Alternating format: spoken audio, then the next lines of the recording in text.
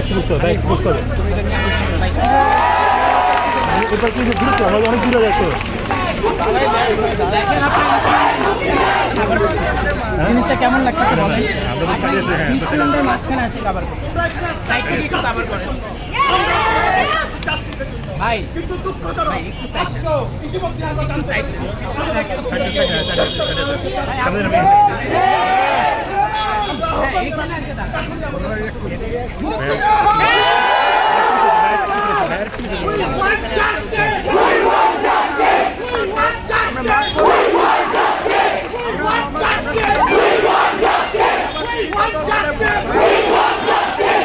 আমরা এখানে এসেছি, আমরা শান্তিপূর্ণভাবে এখানে সমাবেশের জন্য এসেছি, কিন্তু পুলিশ আমাদেরকে এখানে বাধা দিয়েছে, তারা আমাদেরকে যেতে দেবে না। তার কারণ দেখাচ্ছে আমরা নাকি দেশে অরাজকতা করার সৃষ্টি করছি। আমরা সাধারণ শিক্ষার্থী, আমরা এখানে আমাদের ভাই বোনদের বিচার চাই। আমাদের ভাই বোনদের উপর অনৈতিকভাবে গুলি চালানো হয়েছে, আমরা শুধু এই বিচার চাই।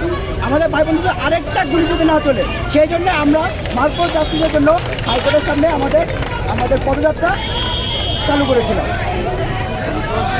বলা হচ্ছে যারা যারা এই ধরনের কর্মকলাপ লিপ্ত ছিল তাদেরকে বিচারের আওতায় আনা হবে, তারপরেও কেন করছে?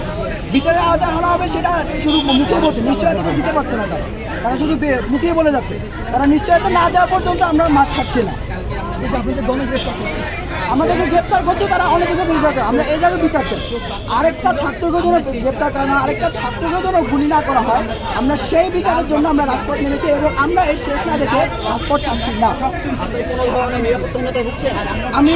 আমি সাধারণ ছাত্র হিসেবে নিরাপত্তাহীনতায় সবসময় ভুগছি। আমি বাসা থেকে বের হলে আমার বাসার আশপাশে আমার সবসময় মনে হয় আমাকে যেন কেউ ইয়ে করছে বা নিরাপত্তাহীনতা ভুগছি। আমি সবার কাছে বলতে চাই, আমরা এর শেষ দেখতে চাই। আমরা শেষ দেখতে চাই। কিন্তু আপনারা কি চান?